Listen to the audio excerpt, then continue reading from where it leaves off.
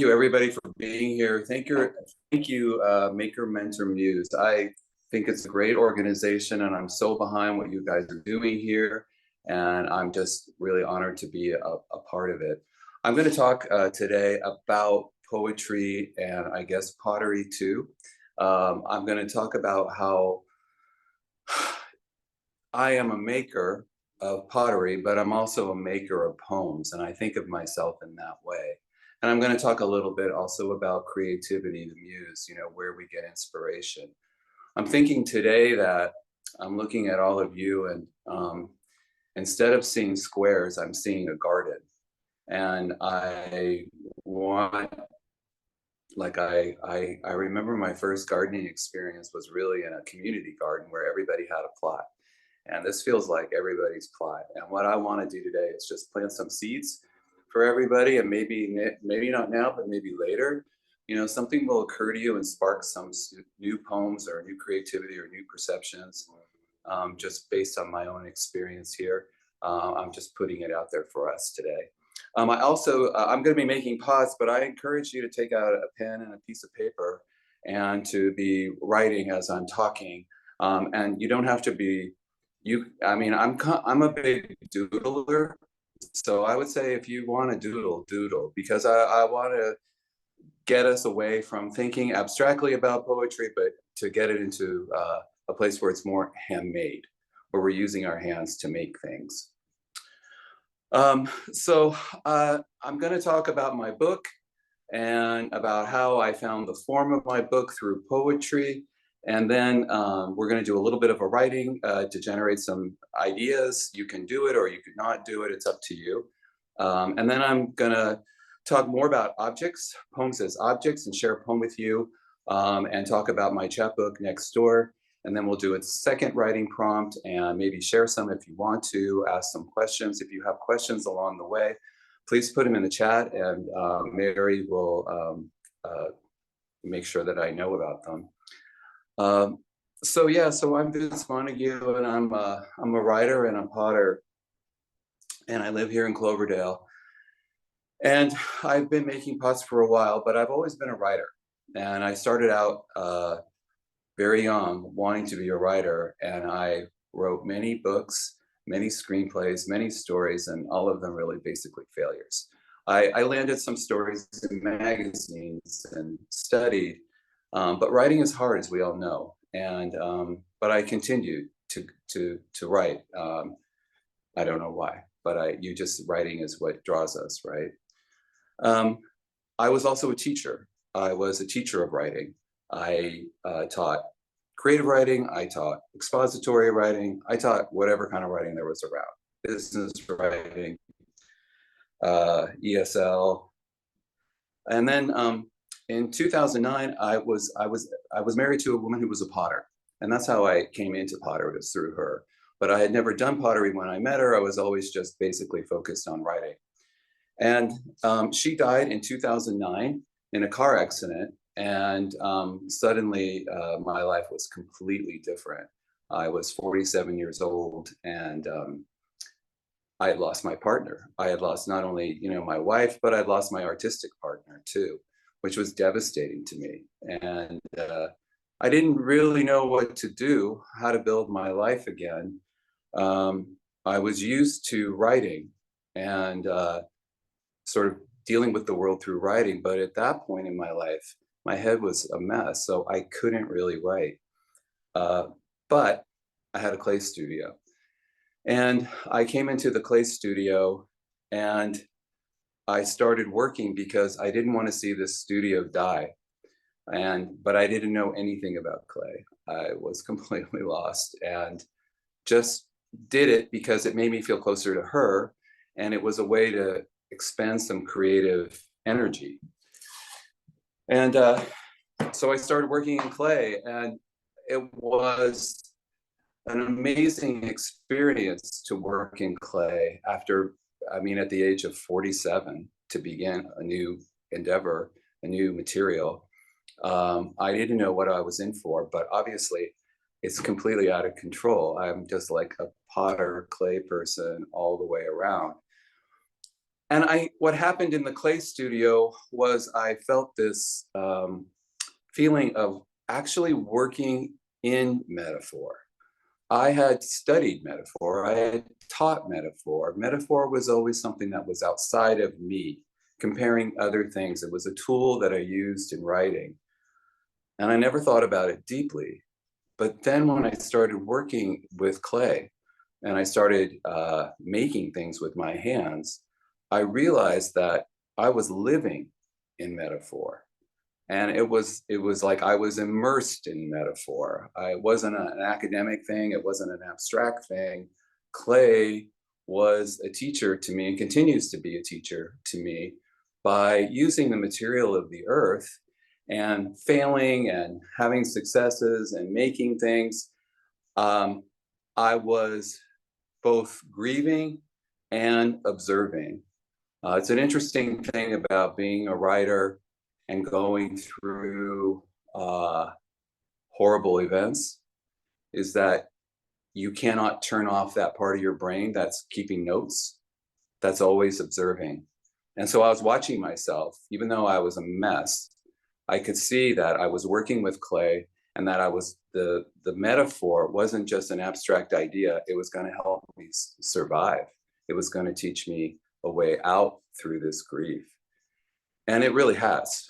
Um, it's it's always a discovery, and I think what happened in the beginning with clay, there was such excitement about it that I felt this freedom in clay, like I could just do anything, and I didn't care, which was the opposite of I felt as a writer. As a writer, I felt like I was carrying more with me. I felt like I don't know, the judgment part of my personality, the critical eye was very strong, and it was hard to write. It wasn't, I wouldn't call writing necessarily pleasurable for me. It was something that I felt like I had to do, and I had moments of incredible clarity with writing, and I still do. But it was hard work, and I never felt free. But in the clay studio, I mean, there were just no expectations, and I could just do whatever I want. And that freedom that I was feeling, I knew was rare. I knew that it didn't happen all the time. I know that to feel free to work in art is really the goal. You know, it's where you really want to be to get to the work that you want to make. And so I embraced that freedom. And I wanted to eventually write about it. And even though I felt at a certain point that I was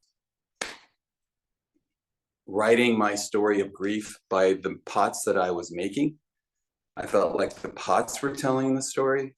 I felt like I needed to give it words.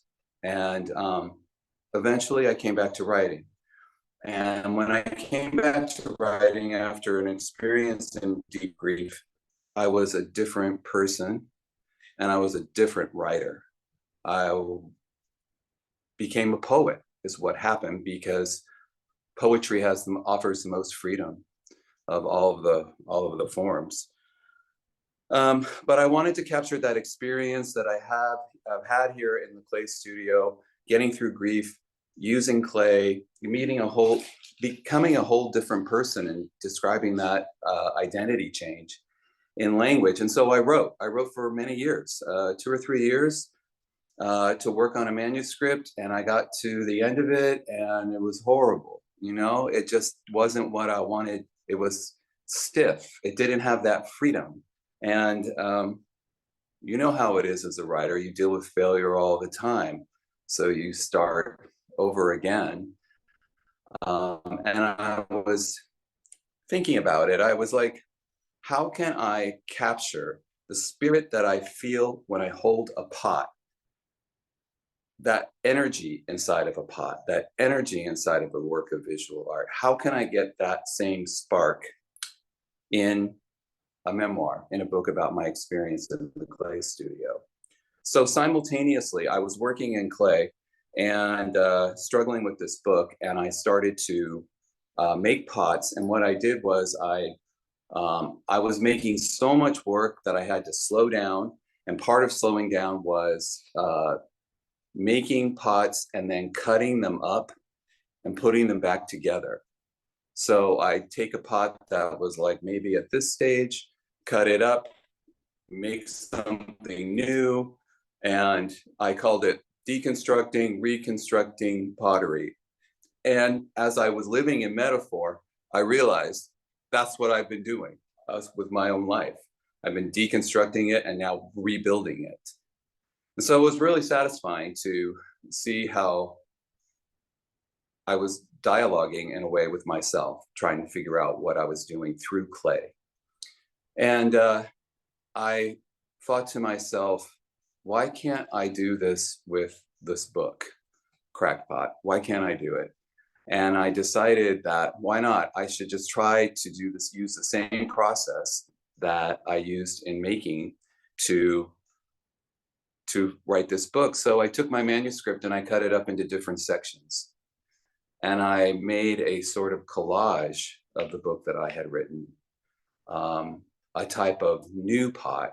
And I thought of each of the small chapters as shards, sort of pieces that I was mosaicing together that had missing pieces and were out of order, but it felt like the experience and the logic of grief. It wasn't organized, it wasn't tidy, it wasn't coherent at times, which was really what I was trying to describe as I went into work in clay and try to express that in words. I guess what it really made me think about as a poet and as a writer was the idea of form. And I know that in writing we have forms and structures, but I never really thought of these forms and structures so seriously. I didn't realize how, seriously, yeah, I was a slave to them. I thought I had to use these forms. I didn't know I could be,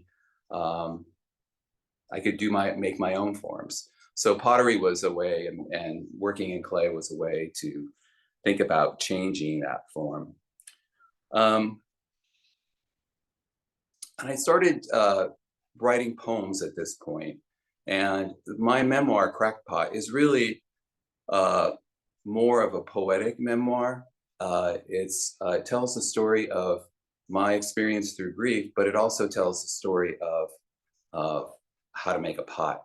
And so it describes the stages of it. I'm going to just read a quick little section from my book. And this section is called Metaphor. And I think it's applicable for today and what I'm talking about. Metaphor. When I taught college writing, I confessed to my students that I was a failure as a writer, that I had written 3 novels and all of them were terrible. I confessed this information because it was true and because I felt if I were going to teach them to be writers, they had to understand from the beginning that writing wasn't easy for most people. Just because I was standing before them as an instructor, they shouldn't infer that I was a master at writing a language. All I could offer was my honesty and my experience. When it came to the mechanics of writing, I was sloppy and careless. I wasn't proud of being this way, I told them. I've been fighting this fight against my own laziness for my whole life. Writing sentences was just one of the battlefields where I tried to improve myself. What we all should care about was the content and meaning, the thoughts we wanted to express, and following a set of grammatical rules aids communication, makes it easier for people to understand what we're thinking. This is what I said to my students. I'm not sure if they were actually listening. One day, a student asked me a question during an unfortunate detour of the use of similes, analogies, and metaphor. She asked, why do we have to compare? Why do we need these tools? Why can't we state what we mean directly? It was a good question, one that I did not have an answer for except my own honesty. I replied that I was simply teaching the rules. This was the chapter where the syllabus said where we should be, that all of these rules offered us tools. But I added that being direct wasn't always the best approach to understanding and knowledge, as counterintuitive as that might sound. The brain absorbs how it can absorb. We can't simply look up the answers in the back of a mathematics book and claim to understand calculus. Knowing the answer or making a direct statement doesn't necessarily communicate its meaning. Sometimes you need to find a sideways door. Sometimes we need to bend and stretch the imagination in order to communicate. Here is all I can say. There are mornings when I wake up as a widower and I feel nuclear, as if I'm radiating a flood of energy into the world, but it's invisible, non-material.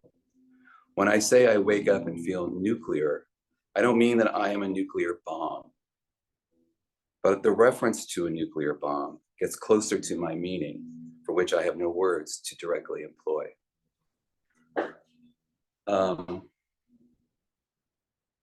Yeah, so that was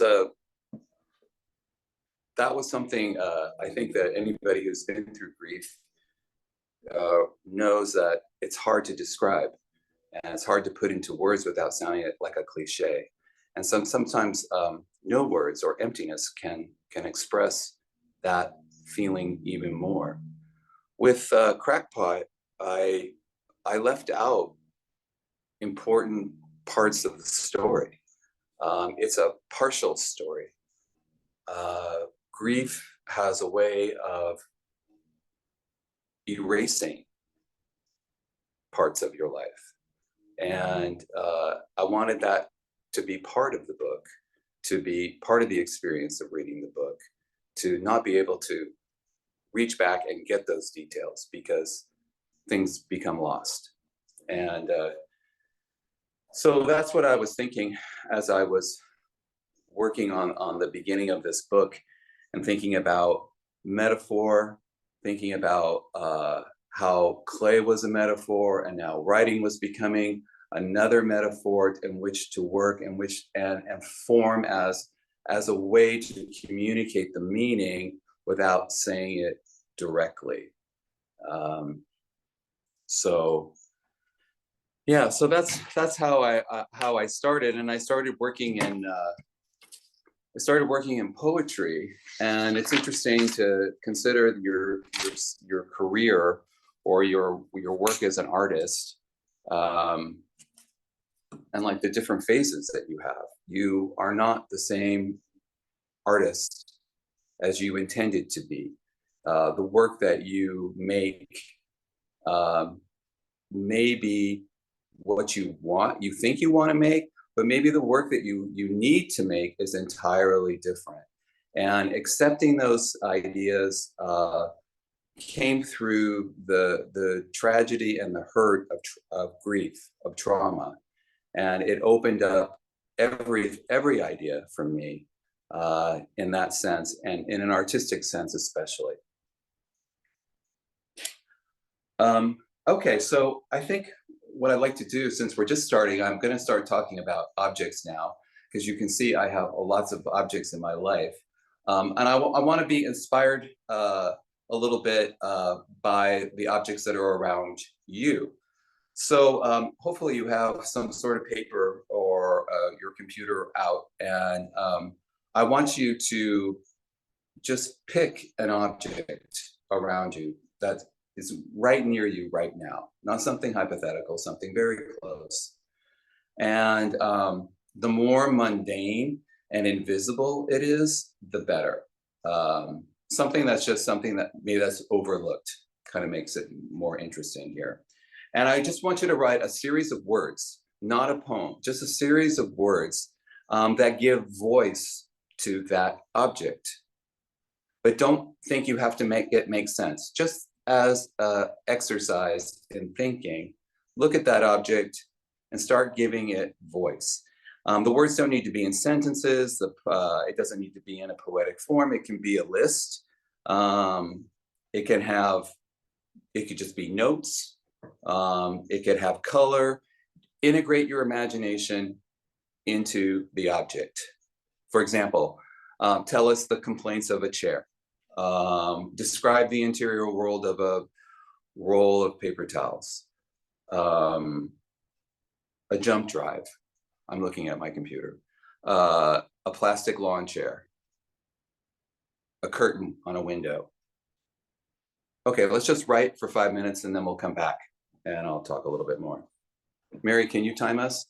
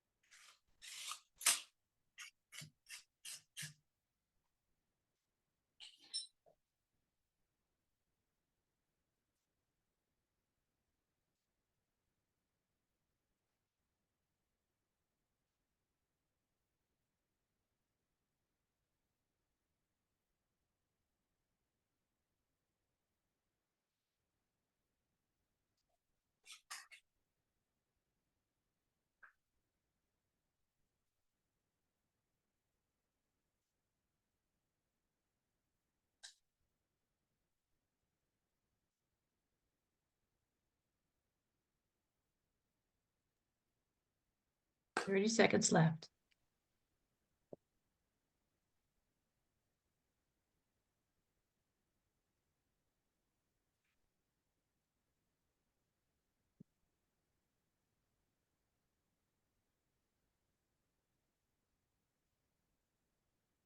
And finish the thought or the sentence that you're on.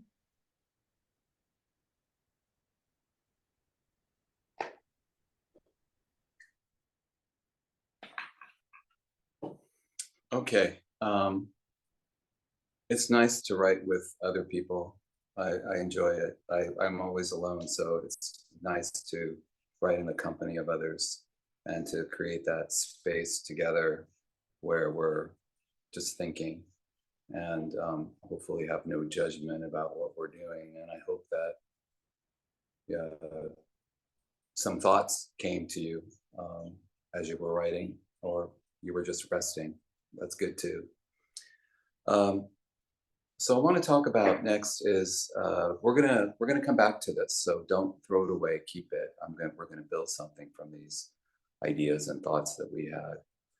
But I had as I started to work in poetry and I started to work in clay, I couldn't help but see the crossover between the two materials, language and clay. When I was working in the clay studio, I was thinking about how to put text. I'm still thinking about how to put text on clay, how to put language into my work.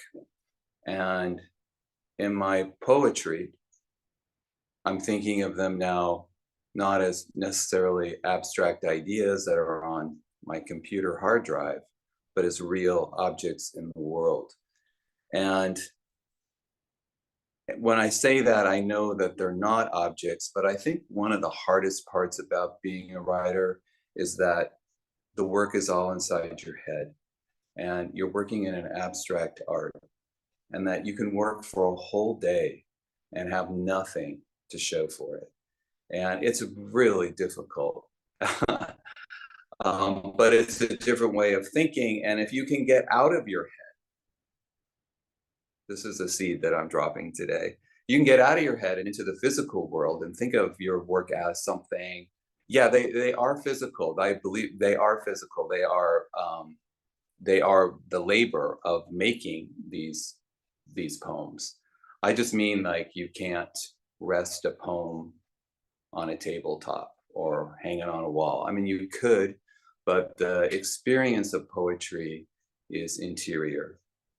And but I want to change that. You know, I want to bring poems into the real world, and in my world here, mostly everything in my house is handmade. And even though this may be clear to other people, to me, I saw that poems are handmade. And all writing is handmade, but poems in particular. And to think of them as handmade objects just made sense in my life. And they still make sense in that way. And between my writing and my work in visual arts, there was all this crossover between physical objects and abstract ideas. And I brought my knowledge from poetry also into clay. This is a funny story. A friend of mine came to visit me, and I was working here in the studio, and this guy, my friend Rob, I went to college with. He was actually my college roommate. And he was in the Navy, and then he became a lawyer, and he has a family, and he's got a really wonderful life. And we were catching up, and he came up, and we were visiting together, and I was making like I'm doing right now, and he said, "Wait, hold on. What are you making? What are you doing?" And I looked down at like basically this, and I said, "I don't know. I mean, and I thought to myself quickly, I'm a professional. I should know what I'm making. But in truth, I didn't know what I was making. I was going to figure it out as I went along. And that was a skill that I learned from writing. When we write, we're walking in the dark. We don't start out with an idea like it's going to be this way and that way and that way. We have to figure that out as we go along. And so I brought that kind of thinking to working in ceramics and working in clay and sculpture. Like not having a plan, just getting in there, figuring it out as I go along. Anyway, that was kind of a revelation to me because I didn't realize that I didn't know what I was doing. I was just doing it. But the other thing is that what I learned from pottery and working in clay, and that I know about writing, but clay is labor. It's a physical labor. And so is writing. Writing is a physical labor. You just don't move or carry things, you know, you're just in your head. But the labor is important. And if you want to write, if you want to make art, there are just two things you just need. One is inspiration. You need to find inspiration. And for me, my inspiration has come through the experience of working in metaphor, by being so immersed in it that it's overtaken my life and I see everything through that lens. The other thing is labor, sweat. You have to work at making art. You have to work at writing a poem. A poem doesn't arrive done usually. It takes a lot of building. It takes a lot of editing. It takes a lot of work. And I see that now. I see how that is applicable to both fields. So I just wanted to share that with you. And I wanted to share this poem with you that is written by a poet named Charles Simic, and it's called Fork. And I just want to read that just to put it out into our space to think about objects and how we can use them artistically, aesthetically, to convey meaning in a different way. So I'm going to read that. I don't know if you can put that on share screen, Mary. Okay, cool. Fork by Charles Simic. This strange thing must have crept right out of hell. It resembles a bird's foot worn around the cannibal's neck. As you hold it in your hand, as you stab it with it into a piece of meat, it is possible to imagine the rest of the bird. Its head, which like your fist, is large, bald, beakless, and blind. I love poems that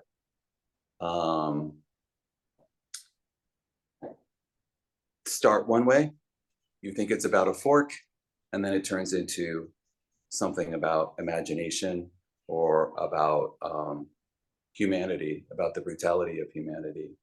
But interestingly enough, when I look at this poem, you know, I'm thinking of the idea of the fork. I mean, it's not, the fork is the central image of it, and it's not necessarily shaped like a fork, but it definitely does feel like two prongs.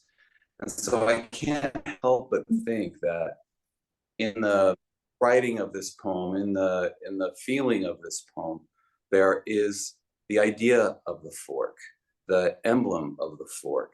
And for me, as a writer, having that kind of structure in the background informs the work for me. So I have, I wanted to talk about a book of poems that I ended up writing. So I ended up taking this idea of form and everything into even a kind of a deeper level, and was during the pandemic. And during the pandemic, I was taking long walks at night, and during lockdown, it was, you know, it was amazing to go pass by all these houses where people were locked inside, right? And they were stuck with each other. And you could feel the intensity coming out of every dwelling. Um, it was like we didn't know how long it would last. We knew that there was a lot of worry and distress, but it was amplified by being inside of these apartments, inside of these houses, and not able to leave. And I started thinking of these houses and these apartments as boxes, and all of these people stuck in their boxes. We were all in our boxes, and we couldn't leave, or we were afraid to leave, etc. And I started writing poems about it. And I thought about the form of a house, about the square of a house, the boxiness of a house, that all of us were in boxes. And I thought of the form of a paragraph. A paragraph is a box. And so I wrote some poems that were the box form. And I wanted to somehow describe the intensity that was coming from these dwellings without knowing anything about what was going on. And I guess, you know, just put it out there as this is the way, this is part of this form is what's making this also very intense for us.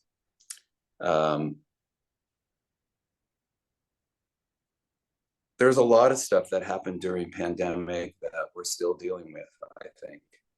And part of it was being separated from one another. So the book, this book of poems that I wrote was a way to connect these separations that we were enduring. So also, this just goes back to my kind of craziness about pottery and clay and poetry. When I think of boxes, I think of jars, lidded jars. And for me, what's so interesting about lidded jars is like what's inside them. I always want to lift the lid and know what's inside. You know, it's like a surprise, it's the mystery. And that's how I felt with looking into these homes, you know, walking by these houses and not knowing what was going on, but knowing that there was mystery in there and that there was surprise and there was a lot happening that I would never know. So I'm going to read two poems. This is called Next Door, and it's a really nice press from LA called Bottle Cap Press. And I'm just going to read two of the poems. The poems are they're entitled by addresses. They don't have like regular titles. It's just the addresses, and it's all made up. These are not real people. This is just my imagination invested into poetry. Okay, so this one is called 3850 Aspen Lane. The wailing sound you hear is not the sky falling, but the ceiling fan blowing both night and day because the air conditioner was damaged in the storm. There is nothing one can do with afternoon heat but move it around the room from one end to the other. And so, all right, fanned air moves all about, and still the heat will not relent. What somebody should do is write the neighbors a note and leave it on their door, asking them to tidy up their front yard. Everyone knows an unkept yard attracts robbers and thieves. It has been pointed out that no one has proved this idea about unkempt yards, yet the theory persists. The fan needs to be cleaned before anything else. It sounds like a hole being bored in the sidewalk, ventilating those grievances and pushing them from one end of the room to the other, thinking their weight can somehow be ignored just by moving.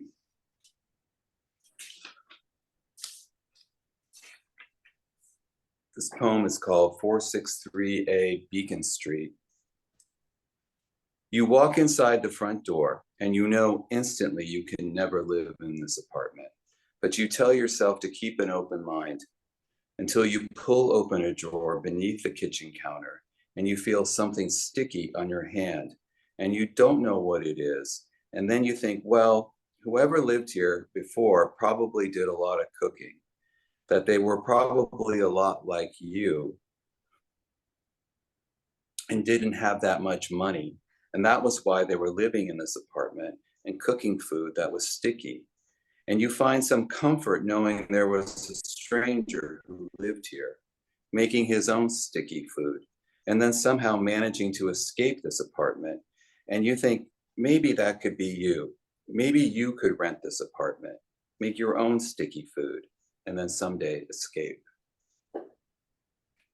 So these are just some little pieces that I wrote, boxes, uh, and stories called Next Door, and that's from Bottle Cap Press.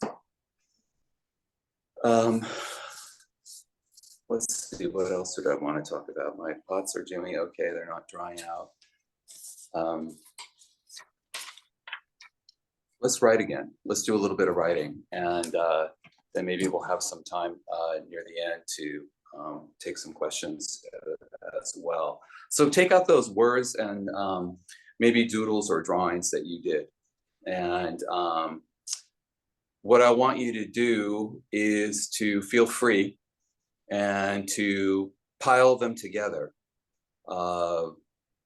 Build a tower of words. Don't feel obligated to make sense. Don't feel obligated to have a beginning, middle, and end. Think of a garden, if you want to think of a form. Think of a building. Think of a temple. Think of a long, long walk. Let's write for maybe about 5 minutes, Mary? Yeah. Okay.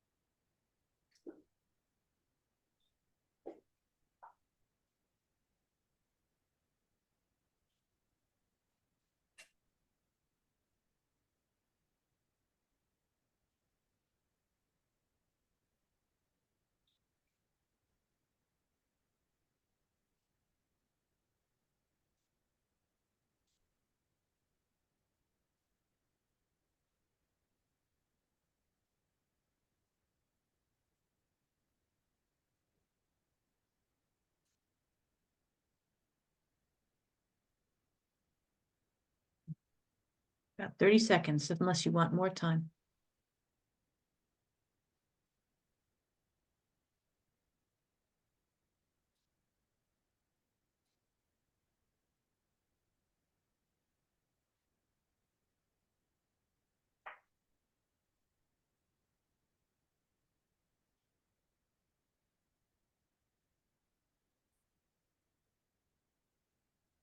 And finish your thought or ignore us completely and continue on.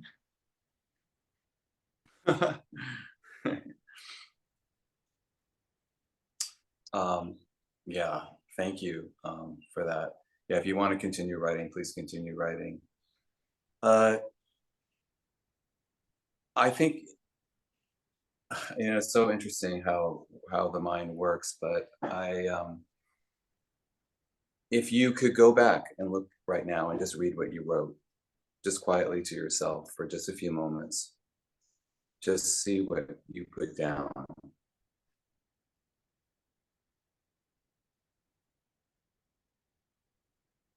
And while you're looking and you're reading,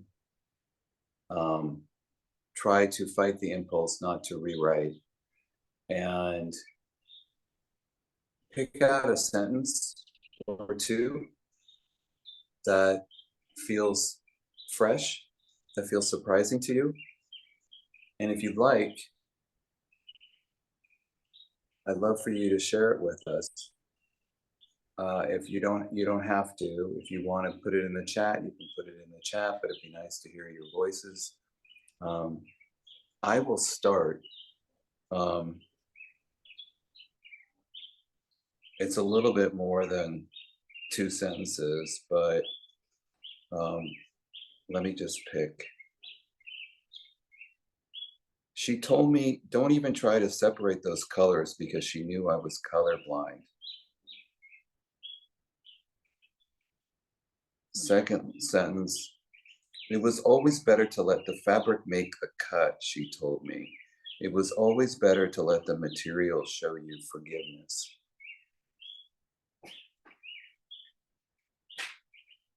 Is there anybody else who'd like to read?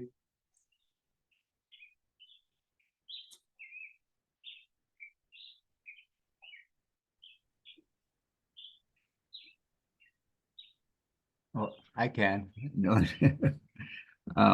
Okay, I thanks, Nick. took it literally and let's see. So gone are the fava beans I harvested, the plants now already mulched.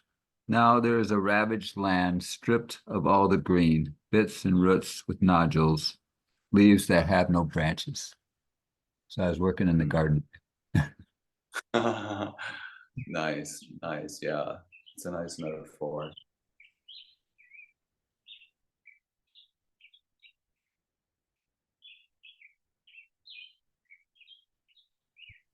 I'll It's go. interesting.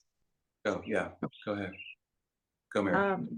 Dovetail saw, carcass saw, coping saw, jack plane, plow plane rasp, beveled chisel, mortise, and tenon, miter box, cabinet clamps, rip the wood. Hard wood carries its own history.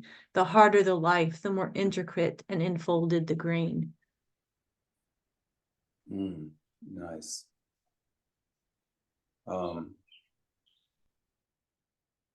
Poems are objects like anything else. You know, they poems just use words. Syntax binds them together. You can use language to make new sounds. You can blend sounds.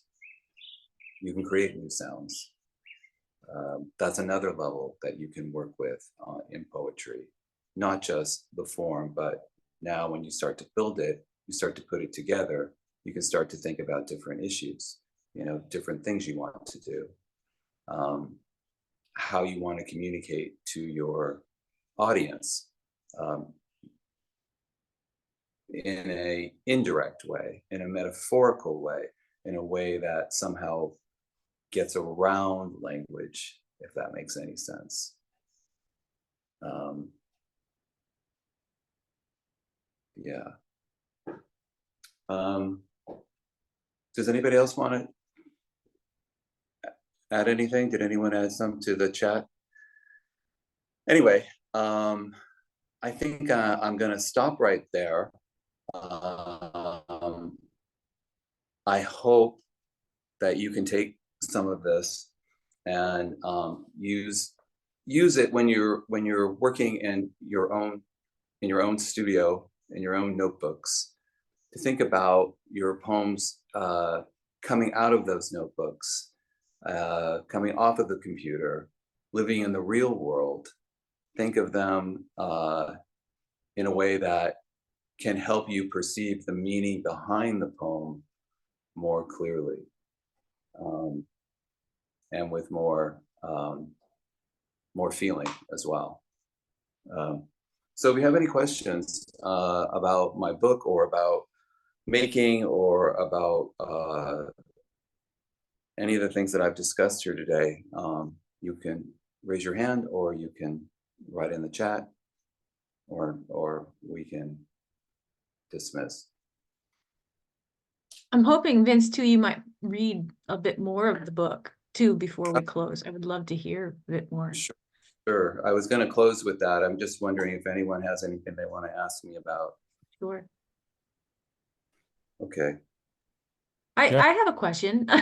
Yeah. You know, about the limitations of the medium, right? There's things clay can't do that watercolor can do, and things words can do that wood can't do. And so how do you find that switching between mediums allows you to I don't know, a new creative avenue that the other medium didn't? Yeah, I mean, constantly I'm thinking in both mediums. When I'm working in clay, like I'll be daydreaming and I'll be thinking about something that I'm working on a poem. And when I'm working in my writing a poem, I'm thinking about the work that I have to do in the studio. You know, I'll distract myself both ways. So but I constantly am learning about the potential materials in both mediums, the potential uses in both. Example, I know that to be a writer, discipline is all. You know, to always be working every day, to come to the material every day as a writer, and to write something, to scribble something, is so important. And I feel it's the same way with clay. I need to touch clay every day. I need to do something. I don't have to do a lot, but I need to go and make that attachment to it. And I need to make that part of my daily routine. And when I'm not doing that, I don't feel as grounded. So that's just one example. But like, yeah, there's limitations to every material. Like if you think about language, you know, it's just words, and you can't touch it, but you can get around that. You can make it feel touchable. You have more than you realize, is what I think. And instead of thinking of limitations, I tend to think of what are the possibilities? What are the possibilities that I can? Yeah. Material. There, the texture, how to create the sense of texture. Lisa had a question. Yeah, I'm looking with admiration and envy at your studio, and I'm wondering if where you mostly write, and if your writing has a dedicated space and what it's like. Yeah, yeah, this is my studio. I live in Cloverdale, which is in northern Sonoma County. I have a cabin right here, and it's really funny because everyone has their quirks for writing, and for visual arts, the material arts, it's really straightforward. You come in here and there's tools and there's dirt and there's water, and I put it together, and it's like, okay, here's the space. But when I go back to my cabin, there's all sorts of stuff going on. There's messages going on. There's internet. There's books. There's whatever. And I can be easily distracted. And so I used to have a dedicated space, like a desk, and I still have a desk. But honestly, what I do now is all around where I am, or in my cabin, I have little writing stations. So let's say I'm in the kitchen and I think of something. I have a little table there, which I also use to eat on, but I also have an open notebook. And upstairs near my bed, I have a table that next to my futon, that if I'm just feeling like hanging out up there, I'll work up there. I have like 5 of these stations, and I call them writing stations because I want to eliminate any kind of obstacles that I have. Like I don't have a space to do it, or to do whatever. I'm like, I'm here. I have a notebook, I have a pen, and I work in longhand. There's no reason not to do it. So But then how do you assemble then, if like you're bringing together things that are from different stations? Yes, it's scattered and all over the place. I try to bring it together, and I'm much better at it now. But I would say maybe I have different projects going on at different stations. I have a lot of things going at once. I think that's one thing, even in clay, one of the possibilities is that you don't do one pot at a time. You work on several. Like I'm working on 2 pieces right here. Like you just, the more you make, the better chance it has of getting done. And so I do have different projects that I'm doing. The latest project that I'm working on that's kind of scattered is a book that I'm writing, a poetic book. It's called Thing Theory. And it's about my relationship with objects. And objects are like points of magic in my life and mystery. And so I'm trying to work on that. And I like I said, I have no idea how this is going to work out. I'm walking in the dark, trying to figure it out, but it seems to be where I'm being led right now. Carla had a question. Thanks for the. I think you kind of half answered it. Firstly, thank you for everything you shared and your story and your reading. And these prompts were really fun. I had a lot of fun giving voice to these objects. And as I was doing it, I realized, oh, I want to do this more. And I was just wondering, like, since you gave that evolution of pottery, like, do your pots now start dictating poems to you? Oh, wow, that's a good question. Yeah, they do. They do, because the pots have grown into sculptures, and they've become more and more expressive. And I've been making these big heads. They're like 24 inches high, 2 feet high. And in those heads, I'm thinking about, I mean, the heads arrived and I started making them and I didn't know why. But I just made them because that's the kind of maker I am. And then I started to think about, like, why are you making these heads? Like, what's happening? And I think it has to do with mental health, and dealing with my own mental health. And that was something I started to put into writing. So yeah, absolutely. It goes both ways, and it's a really beautiful thing. And I feel very, very fortunate to be able to work in both mediums and to be receptive to um, the messages coming through each of them.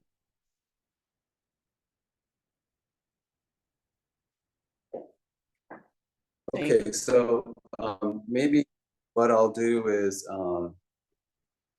I'll read a little bit more from my book, and maybe this will make a little bit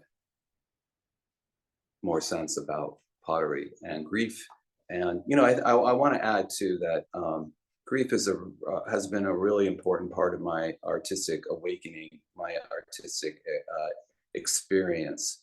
That through grief, I I faced a lot of things in my life that I hadn't been facing, and it opened up me in a way that I hadn't been opened, if that makes sense. And maybe through hard lessons in life, hard experiences, we are the receivers of a certain type of wisdom. And I feel that in order to survive, I've I've looked to clay, I've looked to literature, and these two things have given me purpose and they've helped me. And even though I was an English major and I was told my whole life that art doesn't do anything for you. It's nice, great, but you're never going to be able to live off of it. In fact, art and writing, literature and sculpture and clay are tools that we have inside of us to survive. Creativity is not just extra. It is vital, I believe, to continuing to figure out this puzzle of being alive.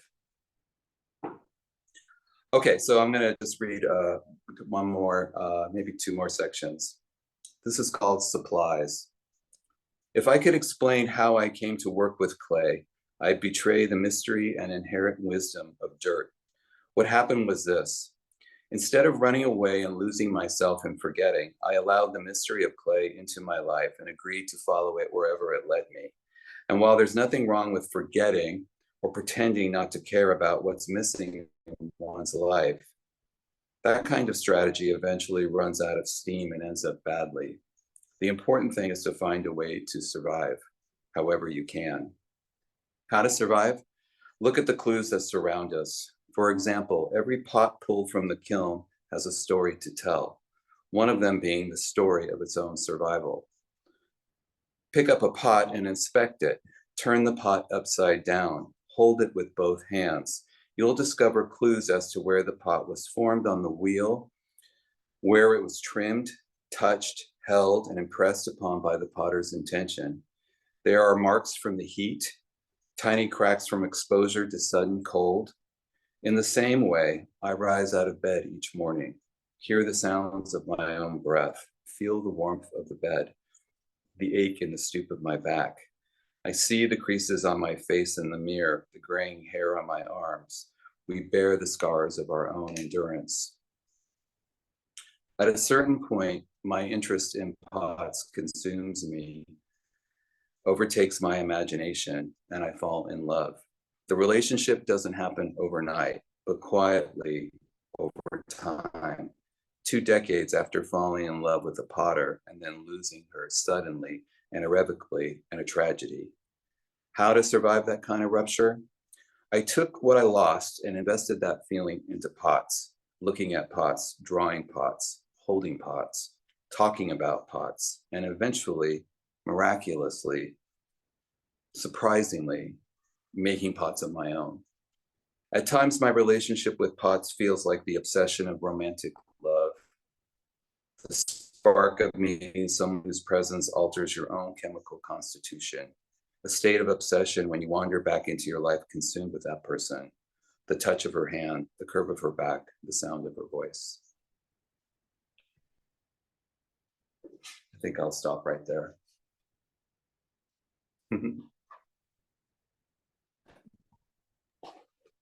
No, don't stop.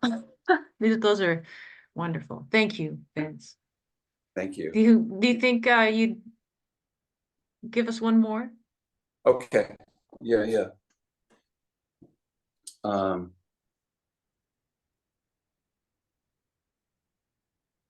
I'll read this section. It's called Haywire. Thank you. Haywire.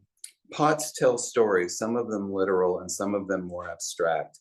They tell stories in a way language can't outwit. The pot contains an interior life as well as an exterior existence. Exactly where edges begin and end is not so clear. There's nothing sequential about the story of a pot. It's happening in the past, present, future, all at once, simultaneously. On one channel, a pot tells the story of its maker. On another channel, the pot tells the story of the earth. On another channel, when I examine a pot, I'm looking for signs of a story I didn't witness but can only imagine. I see the results of a performance. I didn't observe, notes from moments of awakening. The serving bowl is a document of the maker's energy, a mirror to a performance of art. The beauty is that a pot is open-ended. A new person engages with a pot when they encounter it on a kitchen table or a fireplace mantle. When a pot falls and breaks, those shards of clay continue the narration, albeit in broken, fragmented form. Many times when we look at pots, we stand apart from them in order to judge them. I think the better approach is to step closer to them and absorb the many stories these pots have to tell. Grief is a type of estrangement from the normal narrative. Cause and effect appear random and not causative at all. The storyline has gone haywire, and you realize that the narrative trajectory of your own life is false. You've misled yourself through your own dreams and ambitions, becoming blind to your own self-stories. The floor has become the ceiling, the valley has become the mountain, the edges blur. But more importantly, this haywire narrative is only one story, your own story that no one can enter except you. Grief brings out the gray areas between the interior and the exterior. So beginnings and endings blur with a new intensity. And that way, I'm more like a pot, someone made of many stories, all happening simultaneously, occurring right now, all at once. Okay, I think I'm going to end it there on that. Oh, wow. Thank you. Thank you. Thank you. And the chat's blowing up with gratitude and with people who are sharing some of their work too. Just your generosity and your honesty and your ability to make each of us, I think speak for each of us to see this objects around us with new clarity and new new oddity maybe too. Yeah. Thank you for that. Thank We're you going to go all. ahead and stick around. Go ahead, Vince. And Yeah, I just want to say thank you for everyone for coming here and sharing your words with all of us, and keep writing poems and keep making art. And thanks again for your time. Thank you, Vince.